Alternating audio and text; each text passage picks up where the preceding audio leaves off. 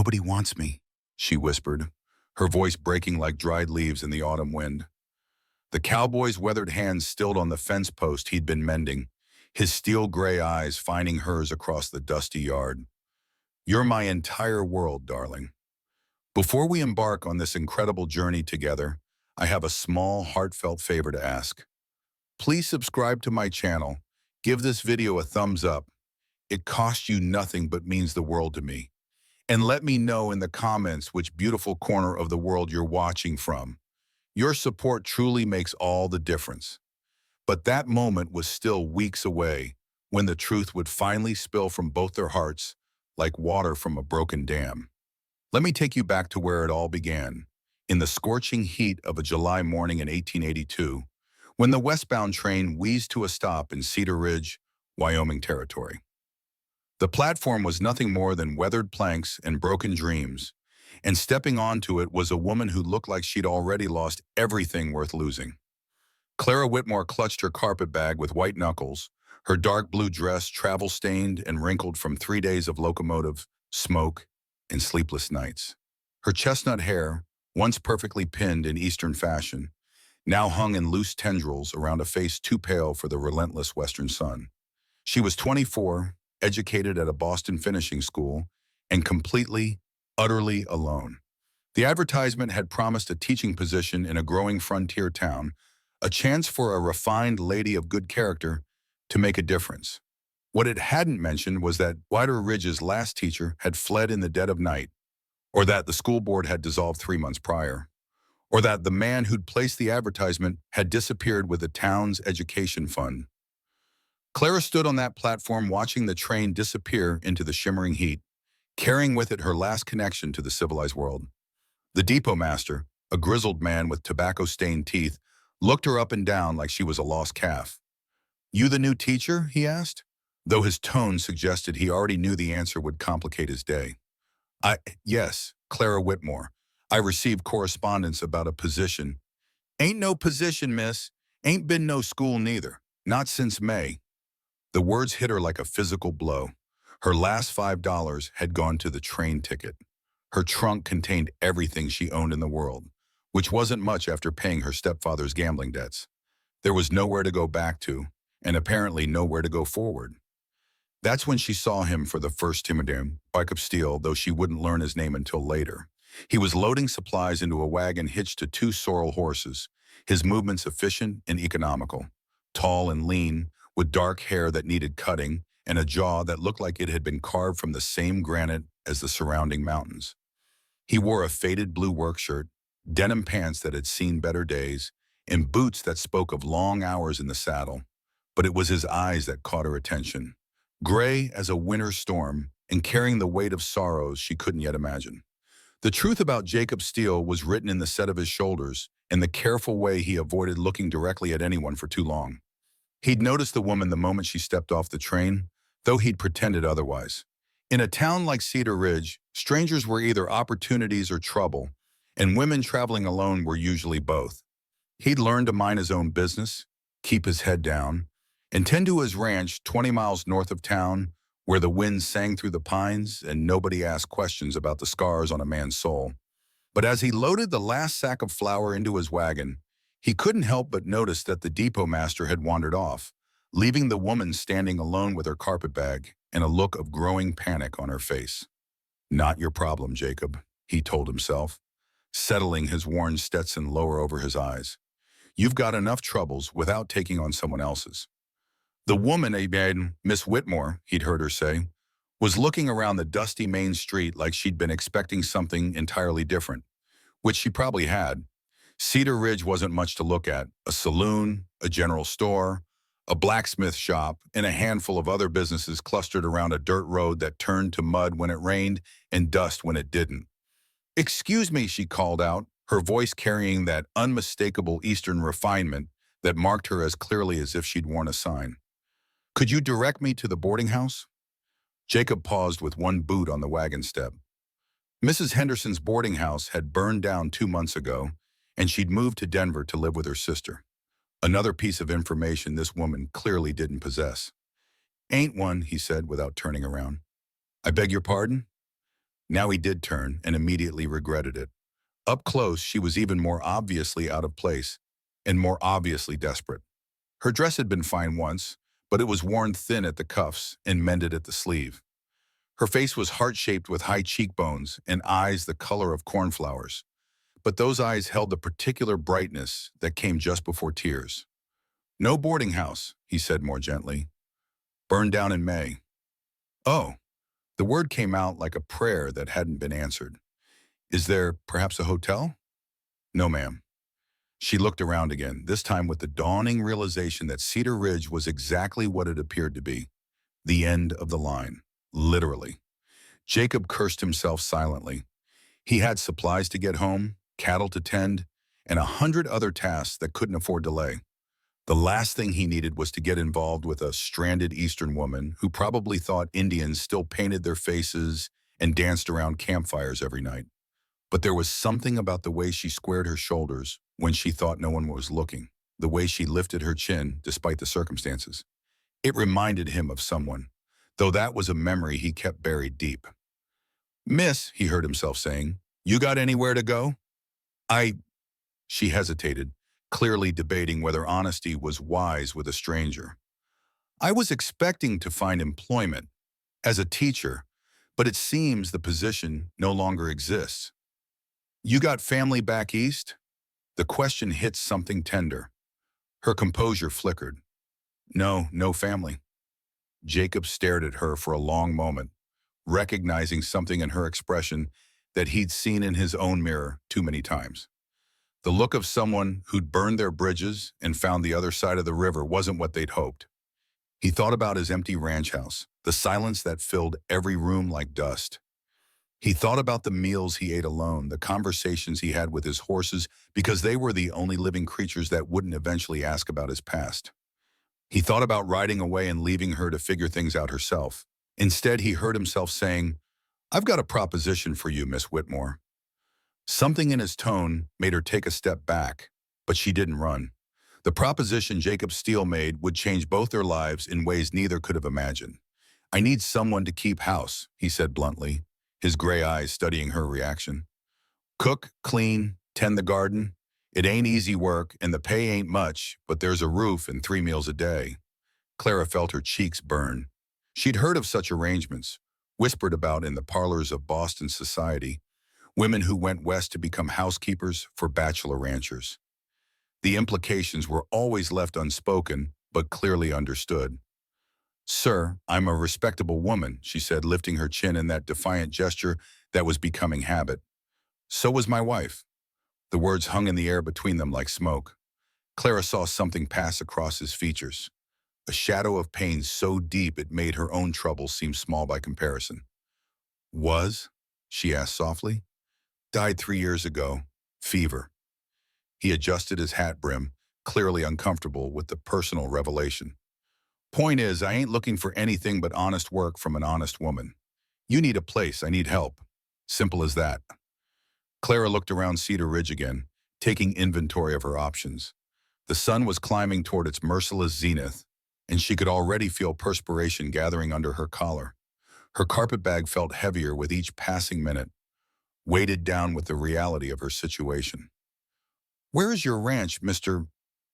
Steele, Jacob Steele?" "About 20 miles north up in the foothills." "It's isolated," he added, as if trying to talk her out of it. "Nearest neighbor is 10 miles east. Gets cold in winter, hot in summer, and the wind never stops blowing." "And you live there alone?" "Just me and about 200 head of cattle." Clara considered this.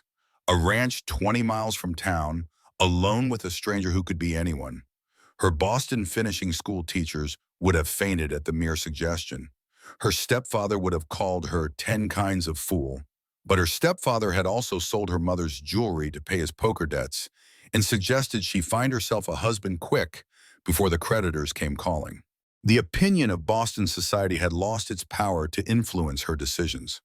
"What would you pay?" she asked. $30 a month, plus room and board. It was more than she'd expected, more than many women earned in factories back east. Enough to save something, maybe enough to eventually make her own way. "I should tell you," she said carefully, I've never kept house for a ranch. I know how to cook and clean, but I don't know anything about cattle or farming or don't need you to know about cattle. Need you to make the place livable." He paused, seeming to wrestle with something. "It's been neglected since Martha passed." Martha, his wife, had a name, had been a real person who'd shared his life in his bed and his dreams. Clara felt an unexpected pang of something that might have been jealousy, which was ridiculous considering she'd known this man for less than an hour. "I'd need my own room," she said. "House has 3 bedrooms. You can have whichever suits you.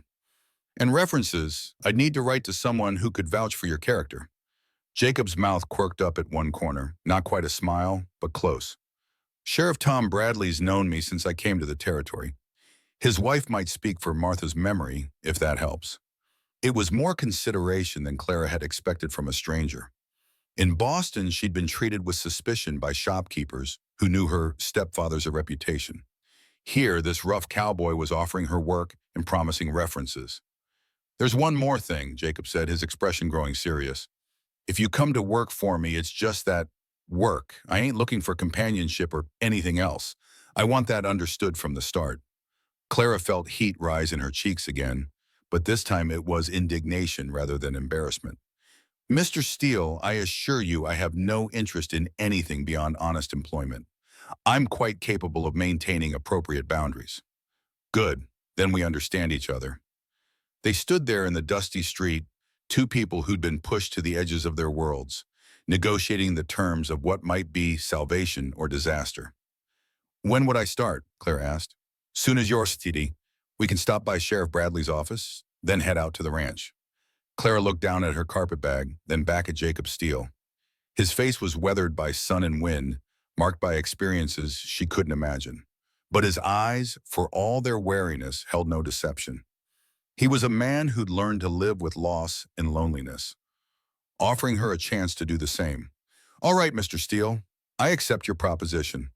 But as they walked toward the sheriff's office, Clara couldn't shake the feeling that she was stepping into a story that had already been half written. With chapters of heartbreak she was only beginning to understand. The meeting with Sheriff Bradley would prove to be the first crack in the wall Jacob had built around his heart. Sheriff Tom Bradley was a man in his 50s with kind eyes and a badge that had seen better days.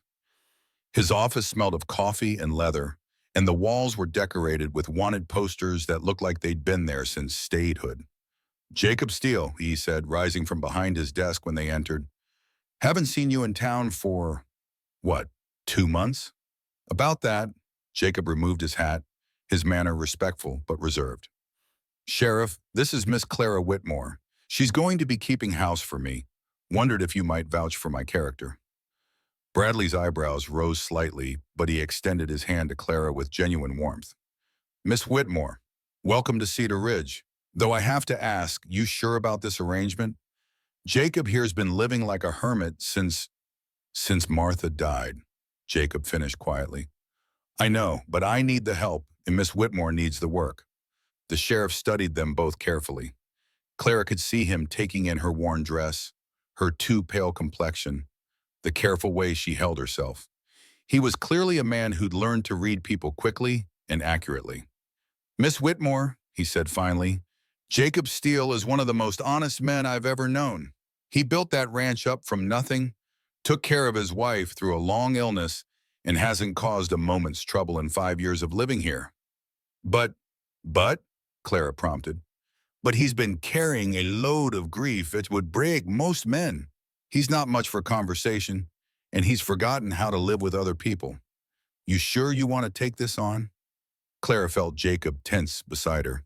She could sense his discomfort with being discussed like he wasn't standing right there, could almost feel him preparing to withdraw the offer and leave her stranded again.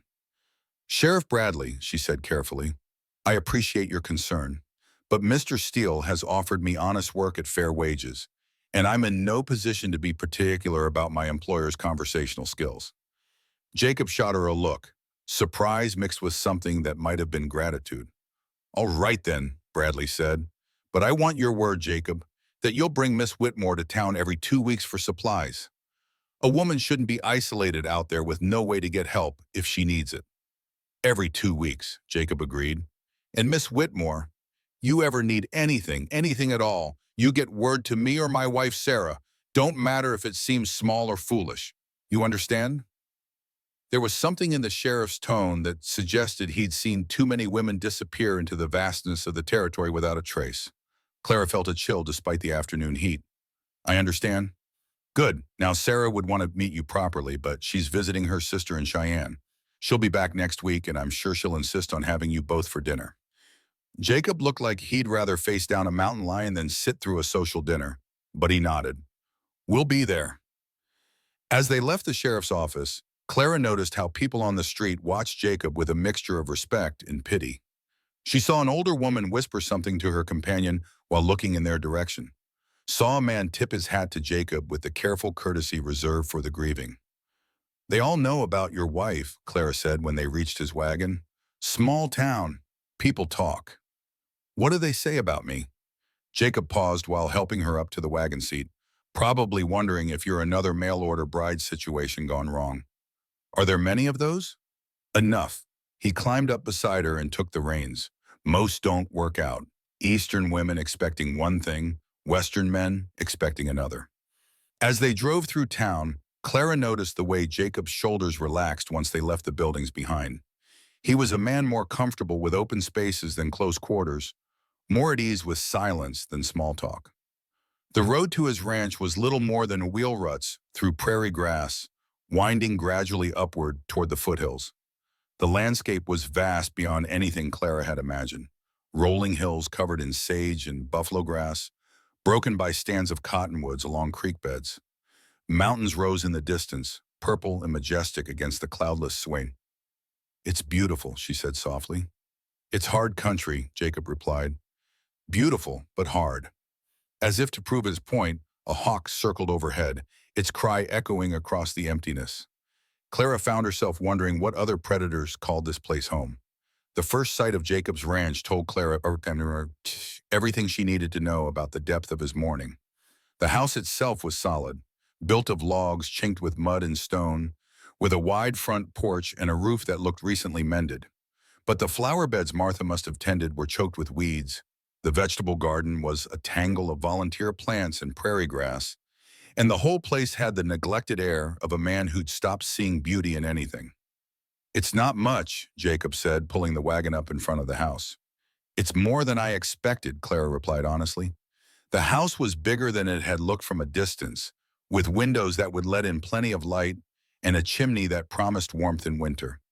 Jacob jumped down from the wagon and came around to help her, but Clara was already climbing down herself.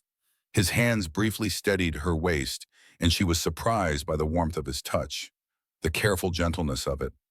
Let me show you around, he said, quickly stepping back.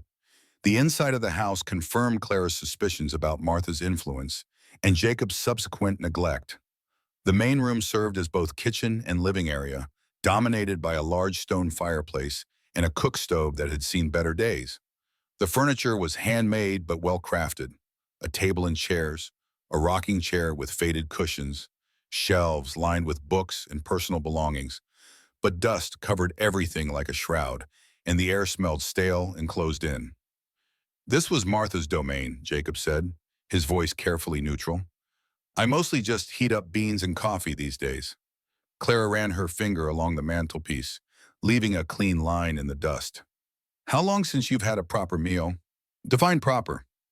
She turned to look at him fully. In the dim light of the house, she could see what the shadows outside had hidden.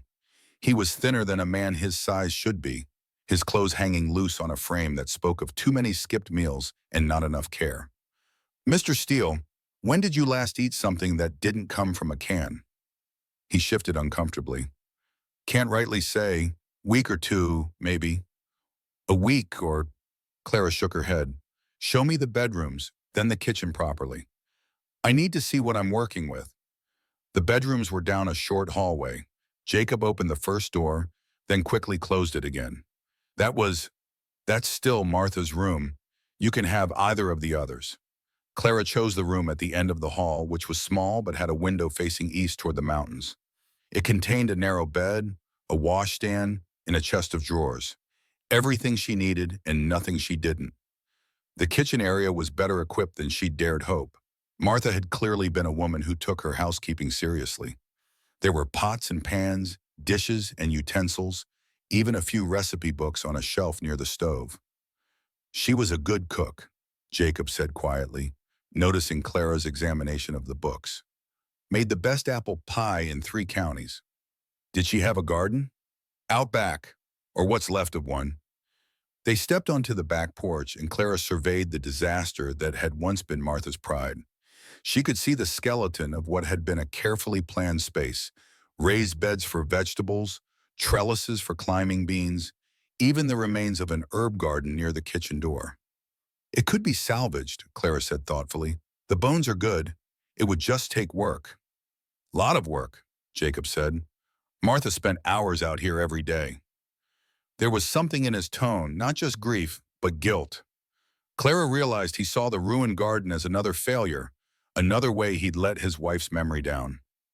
Mr. Steele, she said carefully, I'm not Martha. He looked at her sharply. I know that. I mean, I can't replace what you lost. I can cook and clean and tend a garden, but I can't bring back what this place used to be. I can only make it what it needs to be now. They stood in silence for a moment, the evening breeze stirring the overgrown plants around them. Somewhere in the distance, cattle lowed, and Clara caught the scent of pine from the mountains. I should warn you, Jacob said finally. I'm not easy company. I don't talk much, and I'm not used to having someone else around. If you find it too, he paused, searching for words. If it's too quiet for you, I'll understand. Clara looked at him, this man who'd offered her shelter when she had nowhere else to go, who was clearly struggling with his own demons, but still trying to be fair to her. Mr. Steele, I've spent the last year listening to creditors pound on our door and my stepfather curse his luck at cards. I think I can manage some quiet. Something shifted in his expression then, a tiny crack in the armor he wore around his grief. Call me Jacob. If we're going to be sharing a house, seems foolish to stand on ceremony. Jacob, she repeated, testing the name. And I'm Clara. Clara. The way he said it was different from how anyone else ever had. Careful, like he was handling something fragile. As the sun touched the mountains, painting the sky in shades of gold and rose, Clara felt something she hadn't experienced in months. Hope. This wasn't the life she'd planned, but it was a life. And maybe, just maybe, it could be enough. Clara's first morning at the Steele Ranch taught her exactly how broken Jacob had become. She woke before dawn, as was her habit, and made her way quietly to the kitchen to start coffee and assess what supplies she had to work with. What she found was a pantry that told the story of a man who'd forgotten how to live. Cans of beans, hardtack, coffee, and little else. Jacob was already gone, though she hadn't heard him leave. Through the kitchen window, she could see him in the distance, riding among the cattle with the easy grace of a man born to the saddle. Clara set the coffee to boil and began taking inventory. The previous evening, Jacob had carried in her trunk and shown her where Martha had kept the household supplies. But he'd done so with the mechanical efficiency of someone going through motions rather than really seeing what was there. Now, in the morning light, Clara could see that many of the jars and containers were empty, or nearly so. Salt, sugar, flour, the basic staples of any kitchen were in short supply.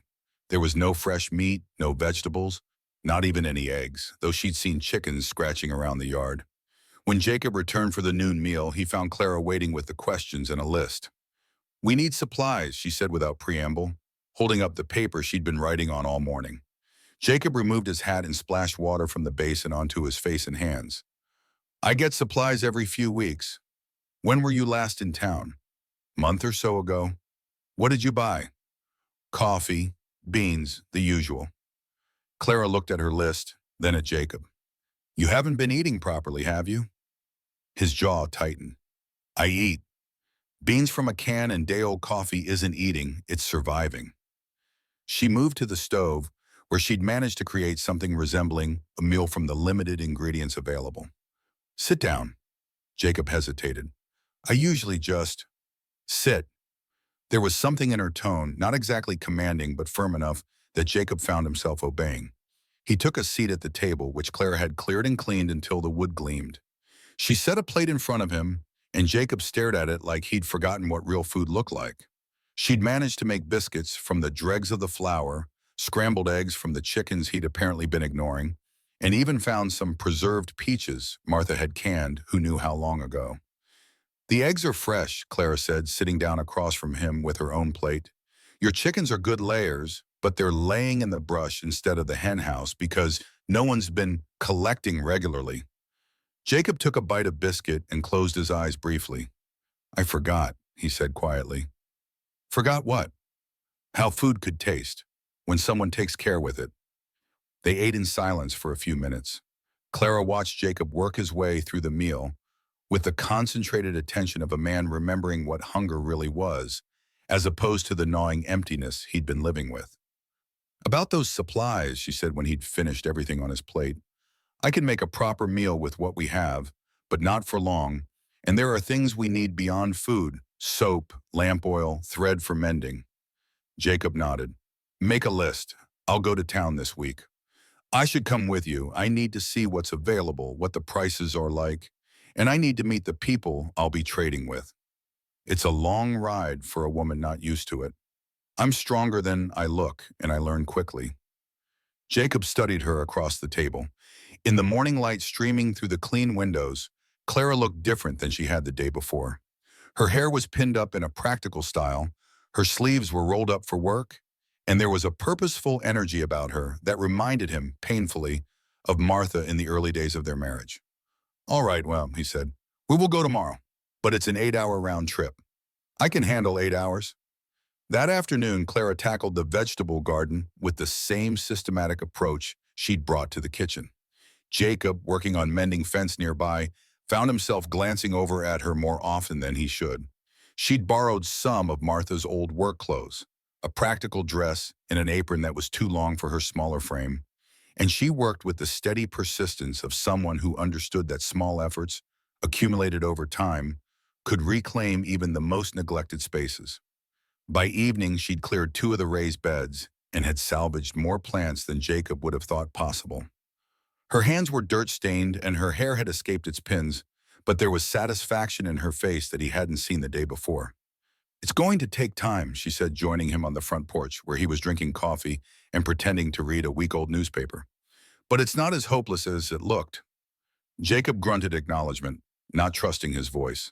Watching Clara work in Martha's garden had stirred feelings he'd thought buried with his wife. "Jacob," Clara said carefully, "can I ask you something?" "Depends." "How did Martha die?" The question hit him like a physical blow. For a moment he couldn't breathe, couldn't think beyond the rush of memory and grief that threatened to drag him under. But something about Clara's tone, gentle but not pitying, curious but not prying, made him able to answer. "Fever," he said finally. "Started as a cold, turned into something worse. Lasted 3 weeks. I rode to town for the doctor, but by the time we got back—" He stopped, the words caught in his throat. "You were with her?" "Every minute. Held her hand while she—" He couldn't finish. Clara was quiet for a long moment. "She was lucky," she said finally. "Lucky?" The word came out harsh, angry. To have someone who loved her that much. To not die alone. Jacob looked at Clara, then really looked at her. In the fading light, her face was soft with understanding, and he realized she was speaking from experience. "Who did you lose?" he asked. "My mother, 2 years ago, but there was no one to hold her hand at the end. Just me and the bills and my stepfather already making plans to sell her things." They sat in silence as darkness gathered around the ranch. 2 people who'd learned that love was something that could be taken away without warning, leaving behind only the terrible knowledge of how much it had meant. The trip to town the next day revealed just how much Jacob had been hiding from the world and from himself. Clara had expected to ride in the wagon again, but Jacob let out a gentle mare from the barn, already saddled. "This is Rosie," he said, checking the stirrups. "She was Martha's horse, hasn't been ridden much since." "Since Martha died," Clara finished gently. She could see it cost him something to saddle the mare, to acknowledge that life was moving forward at whether he was ready or not. The ride to town was different this time. With Clara mounted beside him instead of sitting on the wagon seat, Jacob found himself pointing out landmarks. The creek where he'd first seen a bear, the ridge where eagles nested, the spot where he and Martha had stopped to rest during their first trip to the ranch. You built all this up from nothing? Clara asked as they paused at a high point to let the horses drink from a stream. Martha and I both. She worked as hard as any man. His voice carried pride and pain in equal measure. Harder, some days. What was she like? The question was dangerous territory, Clara knew, but something in the morning air, in the vast openness around them, made it feel safe to ask. Jacob was quiet for so long as she thought he wouldn't answer. Then, strong, practical, could birth a calf, mend a fence, and make dinner for 10 people all in the same day. Never complained, no matter how hard things got. She sounds remarkable. She was. He paused, his hands resting easy on his horse's neck. Some days I can barely remember her face. Other days I can't stop seeing her everywhere I look. Clara understood. Grief wasn't a straight line from pain to acceptance. It was a maze with dead ends and backtracking and moments where you found yourself lost all over again. Tell me about the town, she said, sensing he'd shared all he could for one day. Jacob straightened in his saddle, grateful for the change of subject. Cedar Ridge was supposed to be bigger. When the railroad came through, everyone thought it would keep growing. But the gold played out and the railroad moved their main depot north to Laramie. Now it's mostly ranchers and a few stubborn shopkeepers. When they reached town, Clara saw what he meant. Cedar Ridge had the bones of a bigger place. Wide streets laid out for more buildings than existed, vacant lots where businesses had failed, a main street that could have supported twice as many shops as currently occupied it. But there was also a sense of stubborn permanence about the place. The people who'd stayed were the ones with roots too deep to pull up easily. At Henderson's General Store, Clara met proprietor Jim Henderson, a man in his 60s with sharp eyes and a merchant's instinct for sizing up customers.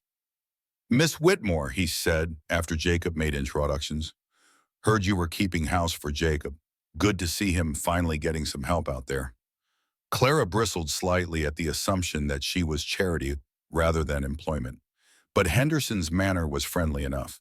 I need to stock a proper kitchen, she said, producing her list. What do you carry, and what do I need to order special?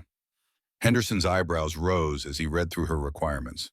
Planning to do some serious cooking, I see. Most of this I keep in stock, but a few items. Well, let's see what we can work out. As Clara and Henderson negotiated supplies and prices, Jacob found himself watching her with growing admiration. She drove a hard bargain, but was fair about it, asked intelligent questions about quality and availability, and clearly knew more about running a household than most women he'd met. Your Miss Whitmore knows her business, Henderson said quietly when Clara stepped outside to examine his selection of garden tools. She's not my Miss Whitmore, Jacob replied automatically. She's my housekeeper. Henderson smiled knowingly. If you say so. The comment bothered Jacob more than it should have. He and Clara had a business arrangement, nothing more. The fact that he'd found himself watching the way she moved around his kitchen, or that he'd slept better knowing someone else was in the house, didn't mean anything. Did it? Their next stop was at the sheriff's office, where Tom Bradley welcomed them with coffee and introductions to his wife Sarah, who'd returned from Cheyenne the night before. Sarah Bradley was a woman in her 40s with graying hair and intelligent eyes that seemed to see everything. She looked Clara over with a thorough assessment of someone who'd learned to judge character quickly in a place where your neighbors might be your only help in an emergency. So you're the brave soul who's taken on straightening out Jacob Steele, she said with a smile that took the sting out of the words. I'm his housekeeper, Clara replied carefully. Mm-hmm. Sarah's tone suggested she'd heard that before. Well, housekeeper or not, you're welcome in our home any time. It's been too long since we've had another woman to talk to around here. Before they left town, Sarah had extracted promises from both Jacob and Clara to come for dinner the following Sunday, and she'd pressed a basket of fresh baked bread and preserves into Clara's hands. For getting started, she said, and because that man needs feeding properly. On the ride back to the ranch, laden with supplies and Sarah Bradley's bread, Clara found herself thinking about the assumptions everyone seemed to be making about her relationship with Jacob. Do people always make such assumptions? She asked as they followed the now familiar track through the prairie grass. What assumptions? About us, About what I'm doing at your ranch. Jacob was quiet for a moment. Small town. People talk. They see a woman and a man living under the same roof. They draw conclusions. Does that bother you? Should it? Clara considered this. I suppose it depends on what conclusions they're drawing. Most folks around here knew Martha. They're probably hoping. He stopped, seeming to realize where his words were leading. Hoping what? Jacob urged his horse into a faster pace, as if he could outrun the conversation. Hoping I'll stop living like a ghost. But as they rode toward home in the gathering dusk, Clara couldn't shake the feeling that maybe, just maybe, that wasn't such a terrible thing to hope for after all. The dinner at the Bradleys' house would be the evening everything began to change. Sunday came warm and clear, and Clara spent the morning preparing for what felt like her first real social occasion since leaving Boston. She chose her best dress, a deep blue wool that had been expensive once and still looked respectable despite its age, and pinned her hair in a style that managed to be both practical and elegant. Jacob, clearly uncomfortable with the social obligation, had cleaned up as well. His dark hair was freshly washed and combed back, and he wore a white shirt and black vest that emphasized the breadth of his shoulders.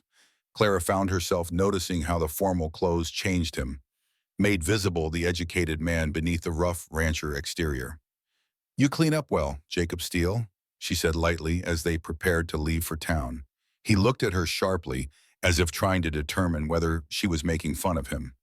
So do you, Clara Whitmore. The ride to town was quiet, both of them lost in their own thoughts. Clara found herself nervous about meeting more of the community, about the questions she was sure to face about her situation. Jacob seemed to be steeling himself for an ordeal he'd rather avoid entirely. The Bradley house was a neat frame structure on the edge of town, with a well-tended garden and lace curtains in the windows. Sarah Bradley met them at the door wearing her best dress and a welcoming smile. Jacob! Clara, come in, come in. Tom's in the parlor pretending to read his newspaper, but he's really watching for you through the window. The parlor was comfortable and lived in, with furniture that had been chosen for use rather than show. Sheriff Bradley rose to greet them, and Clara noticed how his eyes went immediately to Jacob, assessing his friend's state of mind with the practiced concern of someone who'd been watching over him for years.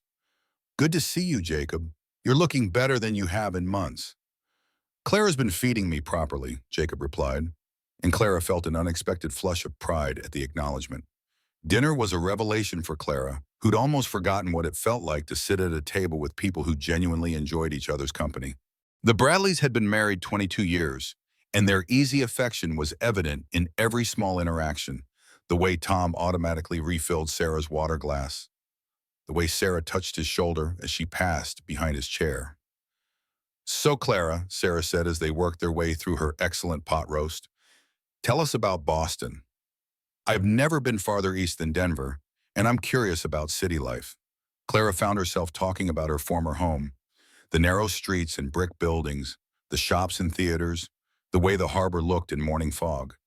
But as she spoke, she realized how distant it all seemed now, like something that had happened to someone else. And your family? Tom asked gently. Clara's face tightened slightly. My mother died 2 years ago. My stepfather, well, let's just say we had different ideas about how a woman should conduct herself.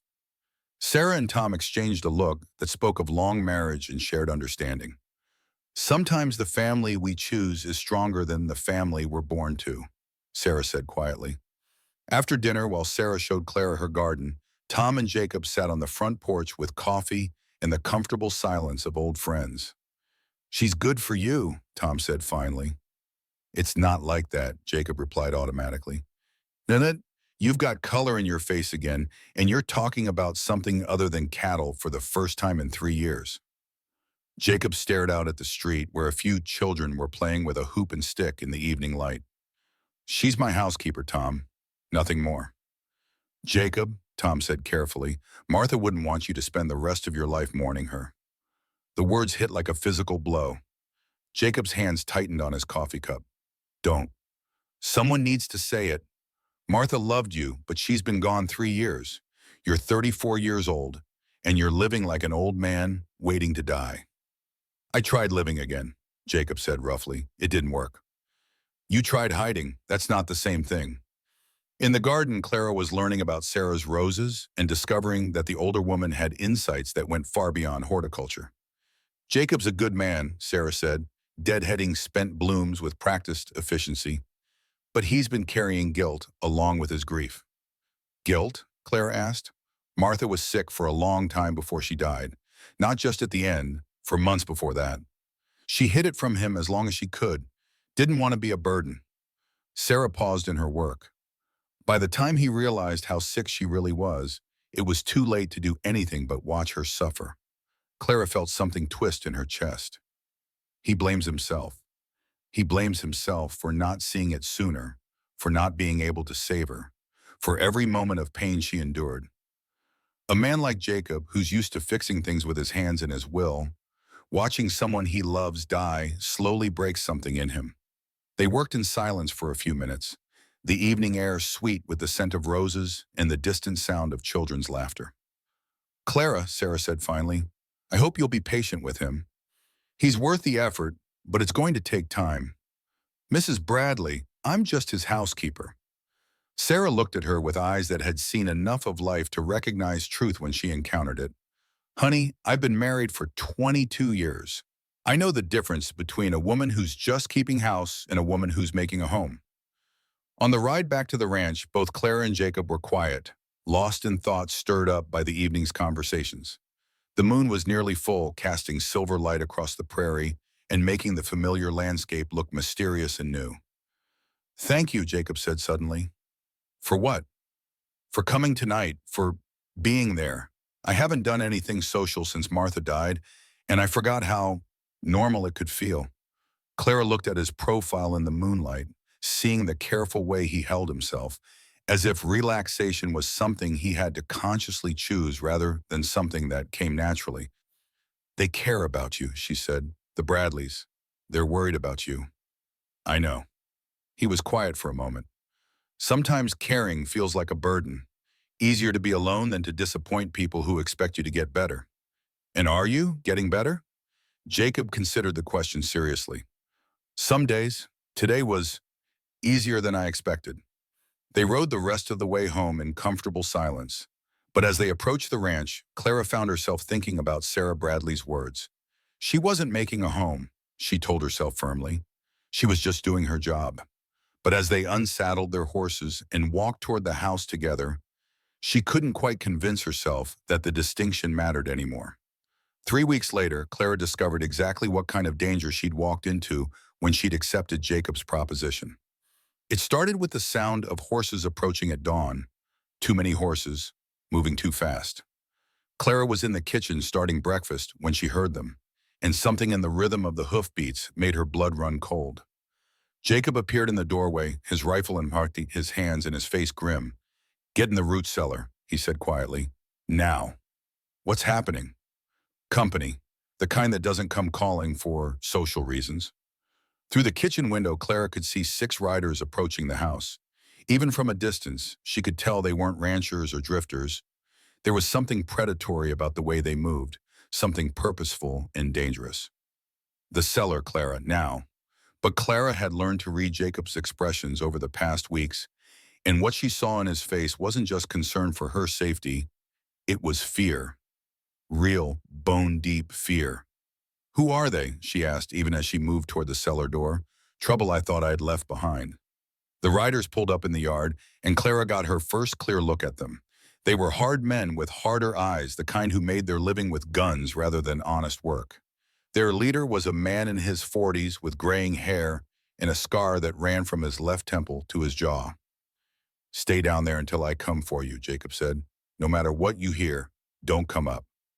Clara climbed down into the cellar, but she left the door cracked open so she could hear what was happening above. Her heart was pounding so hard, she was sure it could be heard through the floorboards. Jacob Steele, came a voice from the yard, rough and amused, like a cat that had cornered a mouse. Been a long time. Not long enough, Carson. Carson. Claire remembered Sheriff Bradley mentioning that name in passing, something about an unscrupulous rancher who wanted Jacob's land. But these men didn't look like ranchers. Heard you had yourself a woman now, Carson continued. Pretty little thing from back east. Where is she, Jacob? That's none of your business. Everything on this ranch is my business now. You see, you've got something that belongs to me. I don't know what you're talking about. Carson laughed, a sound without any warmth in it. Come now, Jacob. We both know why you really came to Wyoming territory. We both know what you brought with you. Clara pressed closer to the crack in the door, straining to understand. What had Jacob brought with him? And why were these men so interested in it? That was a long time ago, Jacob said, his voice carefully neutral. And it's gone. Is it? See, I don't think so. I think you've been sitting on my property all this time, thinking I'd never find you. But word gets around, Jacob. Word about a man who builds a ranch with more money than his cattle could have earned. Word about a woman who shows up asking questions in the wrong places. Clara's blood turned to ice. These men were here because of her? Because of something she'd done? Leave her out of this, Jacob said, and Clara could hear the deadly edge that had entered his voice. Can't do that, Jacob. You see, she's been writing letters to people in Boston who got very interested in where she'd gone, interested enough to hire men to find her. Letters, Clara's mind raced. She had written to the bank back east, trying to understand her stepfather's debts. She'd written to her mother's lawyer asking about the estate. Simple, innocent letters, but apparently they'd drawn the wrong kind of attention.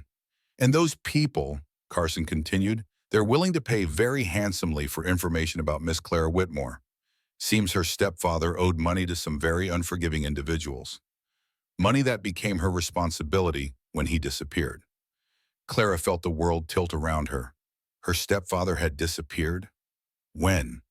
And what kind of debts had he left behind that would bring gunmen to Wyoming territory?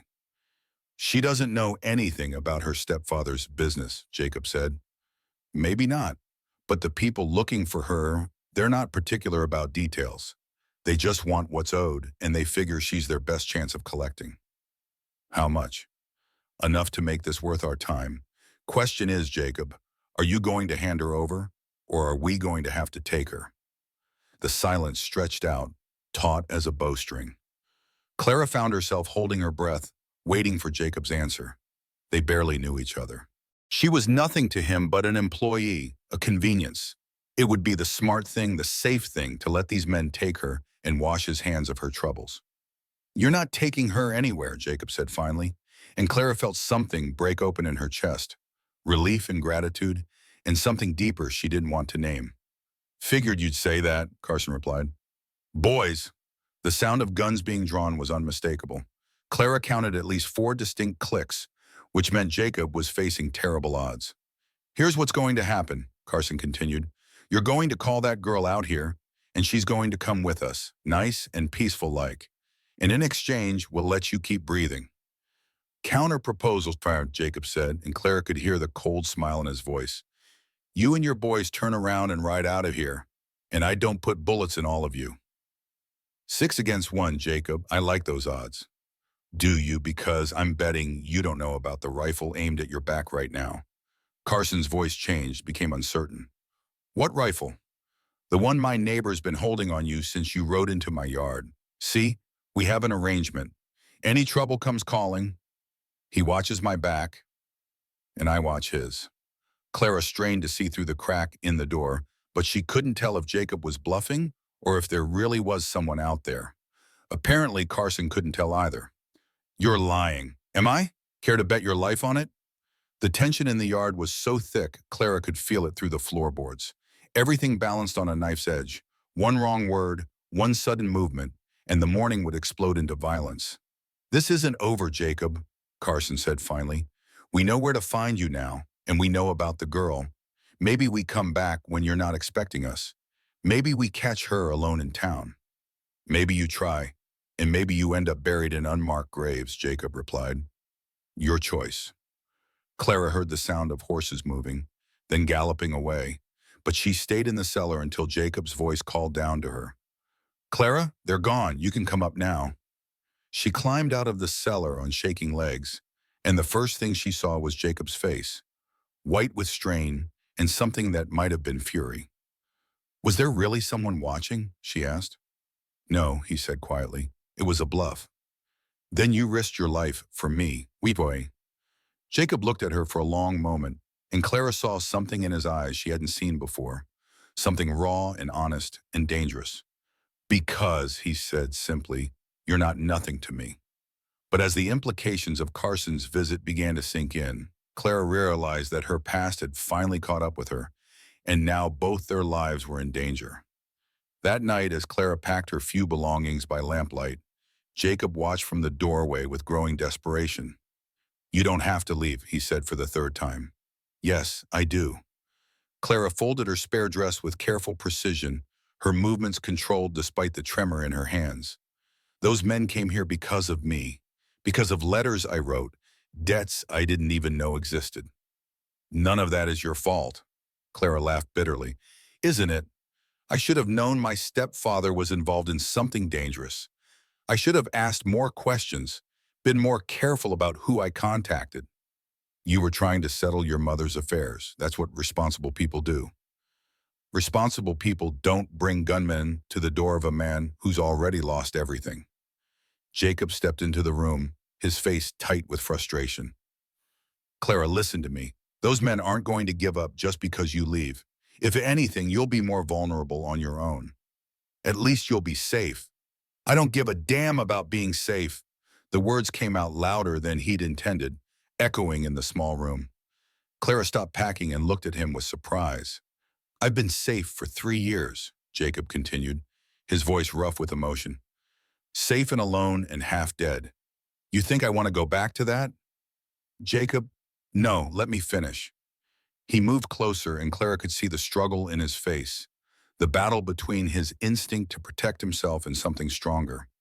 When I found you on that platform, you were just a problem to solve. A woman who needed work, a man who needed help.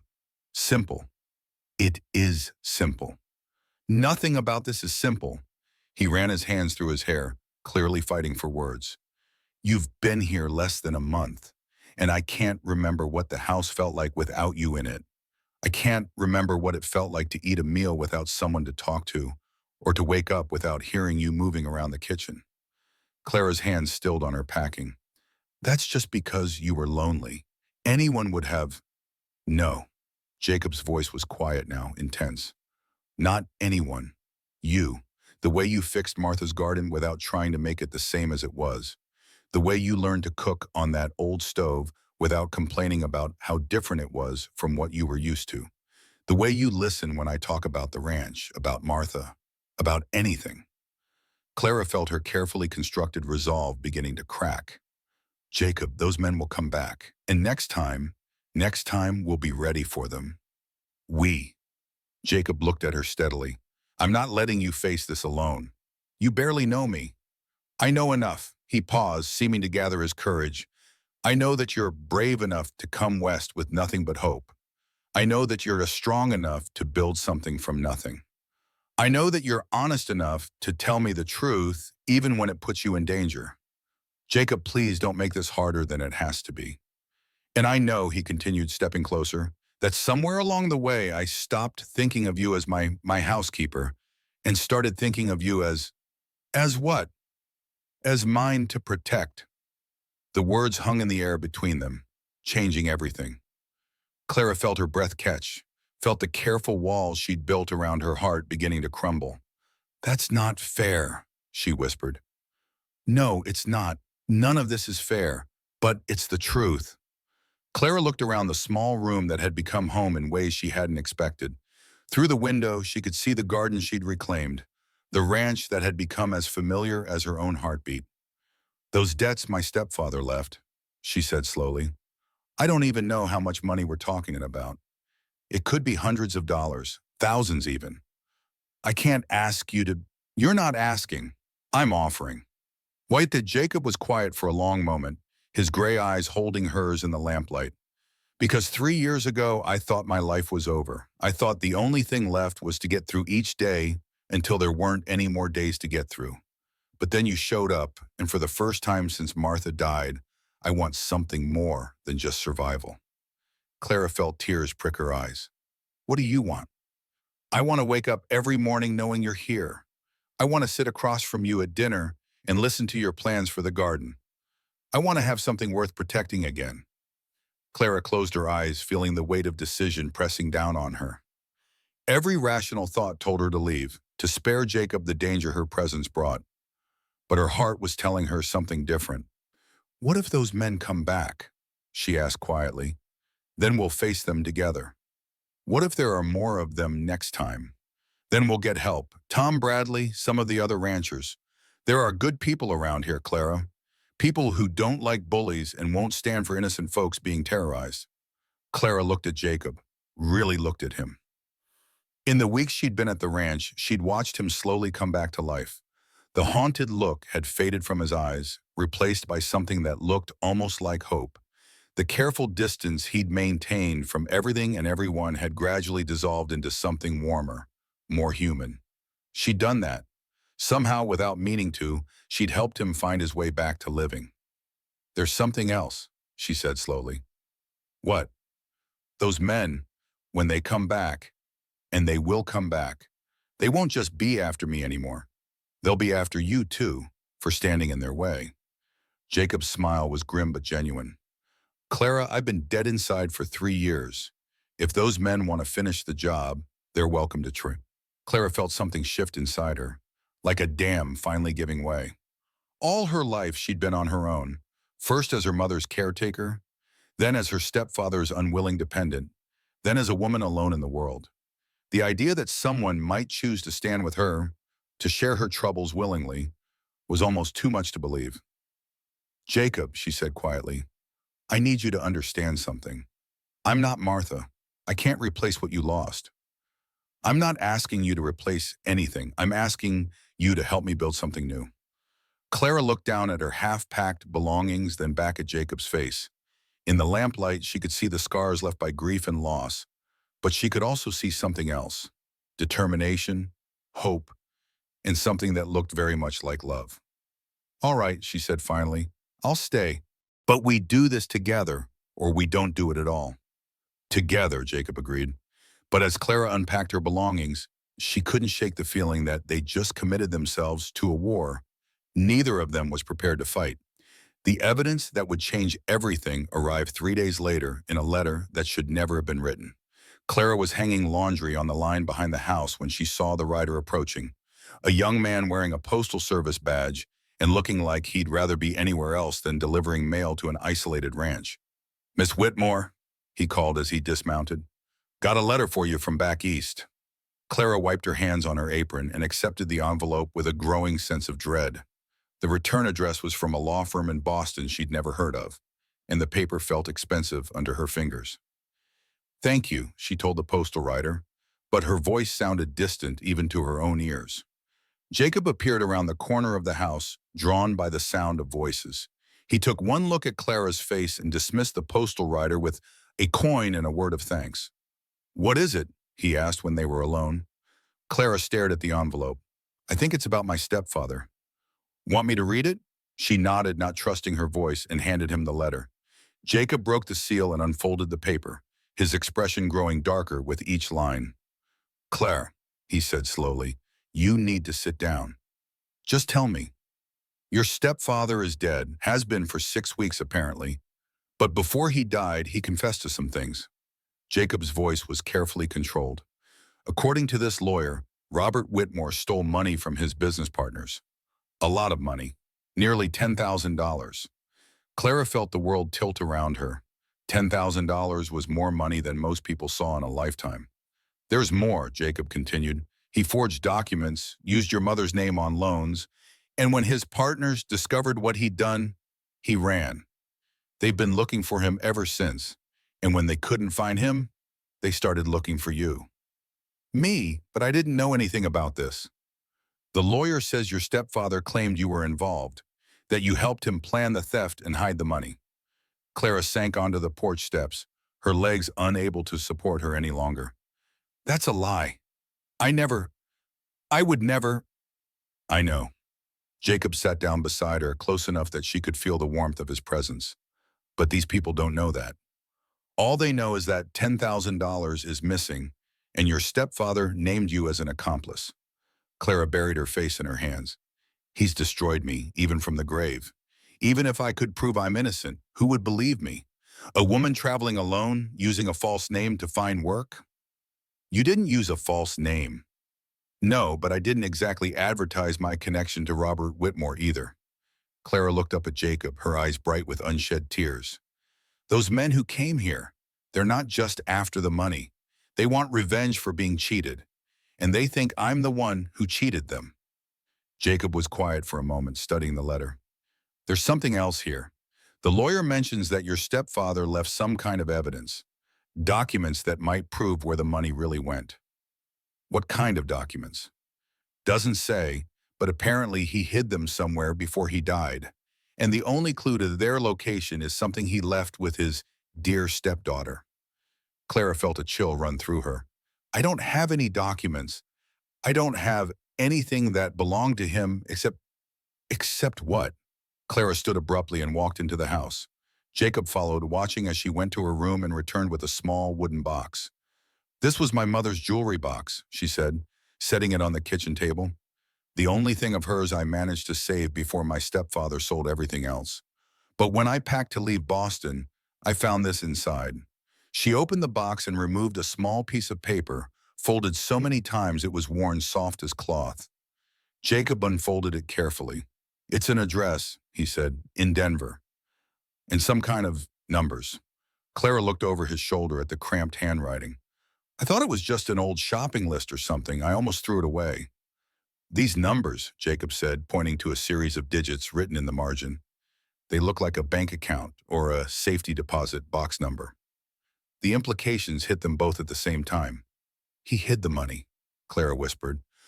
Or at least he hid proof of where it went. And if those documents exist, and if we can find them, I might be able to clear my name. Jacob looked at her with growing excitement. More than that, if your stepfather left evidence of who he was really working with, who helped him steal that money, then the people who are after you might find themselves with bigger problems than one missing woman. Clara felt a spark of something she hadn't experienced in months. Hope. Denver is only 2 days' ride from here. 3 days to be safe, and that's if we leave immediately. We? Jacob's expression was resolute. You think I'm letting you ride into Denver alone with half the territory looking for you? Think again. Clara wanted to argue, wanted to insist that she'd brought enough trouble to his door already. But the truth was, she was terrified of facing this alone. And more than that, she trusted Jacob in ways she'd never trusted anyone. If we do this, she said carefully, there's no going back. Those men who came here, they'll know we've found something. They'll come after us with everything they have. Then we better make sure we have enough evidence to bury them first. Clara looked at Jacob across the kitchen table, seeing the determination in his face, the way he'd already started planning their next moves. 3 weeks ago, he'd been a broken man, living like a ghost. Now he was willing to risk everything to help her fight for her life and her reputation. Jacob, she said quietly, why are you doing this? Really? He was quiet for a long moment, his gray eyes holding hers. Because, he said finally, for the first time in 3 years, I've got something worth fighting for. Clara felt her heart skip a beat. What's that? A future with you. The words hung in the air between them, changing everything once again. Clara realized that somewhere in the midst of all the danger and uncertainty, they'd stopped being employer and employee, stopped being two strangers thrown together by circumstance. They'd become something else entirely. When do we leave? She asked. Jacob smiled, the first real, unreserved smile she'd ever seen from him. Tomorrow at dawn, we'll find those documents, clear your name, and then come home. Home, the word resonated in Clara's chest, warm and bright and full of promise. But as they began planning their journey to Denver, neither of them noticed the figure watching from the ridge overlooking the ranch, or saw him ride away to report their movements to Carson and his men. The confrontation in Denver would test everything they'd built together, but it would also give them the chance to claim the future they'd both started to believe in. They found the documents exactly where Robert Whitmore had hidden them, in a safety deposit box at the First National Bank of Denver, registered under Clara's mother's maiden name. The papers told a story of systematic fraud, but not by Robert Whitmore alone. He'd been the front man for a sophisticated scheme involving three prominent Boston businessmen who'd used him to steal from their own companies and competitors. The money had never disappeared. It had been invested in railroad stocks and mining claims, all carefully documented in Robert's meticulous handwriting. He'd kept records of everything, including correspondence that made it clear his partners intended to eliminate him once the scheme was complete. He was trying to protect you, Jacob said as they sat in their Denver hotel room, reading through the evidence by lamplight. He knew they'd come after you if anything happened to him. That's why he left these papers where only you could find them. Clara felt a complex mix of emotions about her stepfather's final act. He should have told me the truth from the beginning. Maybe he was trying to, in the only way he knew how. They'd planned to return to the ranch the next morning, but Carson and his men had other ideas. They were waiting in the hotel lobby when Clara and Jacob came down for breakfast, their presence making other guests uncomfortable enough to quickly find reasons to be elsewhere. "Miss Whitmore," Carson said pleasantly, rising from his chair like a gentleman caller. "Mr. Steele, how convenient to find you both here." "Carson," Jacob replied, his hand resting casually on his gun belt. "You're a long way from Cedar Ridge." "Business brings me to Denver. The same business that brought you here, I imagine." Carson's eyes fixed on the document case Clara carried. "I believe you have something that belongs to my employers." "Actually," Clara said, surprising herself with the steadiness of her voice, "I think you'll find it's the other way around." She opened the case and pulled out one of the documents, a letter bearing the letterhead of Carson's real employers, the Boston businessmen who'd hired him to find her. "This is interesting reading," she continued, "especially the part where your Mr. Hamilton writes about eliminating the Whitmore problem permanently and making sure no evidence of our arrangement survives." Carson's pleasant expression flickered. "I don't know what you're talking about." "Don't you? Because according to these documents, you've been paid not just to find me, but to kill me, along with anyone who might have helped me." Clara looked at Jacob, then back at Carson. "I wonder what the local sheriff would think about men from back east hiring killers to operate in his territory." "Those documents are forgeries," Carson said, but his voice had lost its confident edge. "Are they? Then I'm sure you won't mind if we have them examined by the authorities. In fact, Sheriff Morrison is expecting us this afternoon, along with representatives from the railroad who seem very interested in recovering some stolen investments." The truth was, Clara and Jacob had spent the morning visiting not just the sheriff, but the railroad office, the bank president, and anyone else who might have an interest in seeing justice done. The documents they'd found implicated people powerful enough to make problems disappear, but they were also valuable enough to make allies of people who wanted those problems exposed.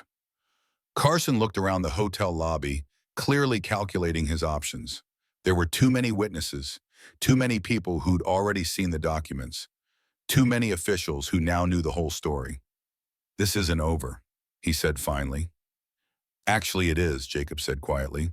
"Your employers' names are in every major newspaper between here and Boston as of this morning, along with details of their fraud scheme and their attempts to silence witnesses. I'd say their interest in Miss Whitmore has become considerably less important than their own legal problems." Carson's face went white as the implications hit him. Men like Hamilton didn't tolerate failure, especially failure that exposed them to criminal prosecution. "You've destroyed me," he said to Clara. "No," Clara replied, "I've defended myself. There's a difference." Carson and his men left Denver that afternoon, riding hard toward the eastern border.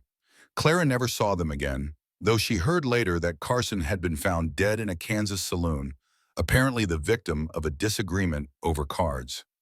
The ride back to the ranch took 3 days, and with each mile, Clara felt the weight of her past lifting from her shoulders. She was free, not just from the false accusations, but from the fear and uncertainty that had shadowed her for so long. On their last evening on the trail, as they sat by their campfire under a canopy of stars, Jacob finally said what had been growing between them for weeks. "Clara," he began, his voice uncharacteristically hesitant. "Yes? When we get back to the ranch, things are going to be different." Clara felt her heart skip. "Different how?" "I can't keep pretending you're just my housekeeper. Not after everything we've been through. Not after..." After what?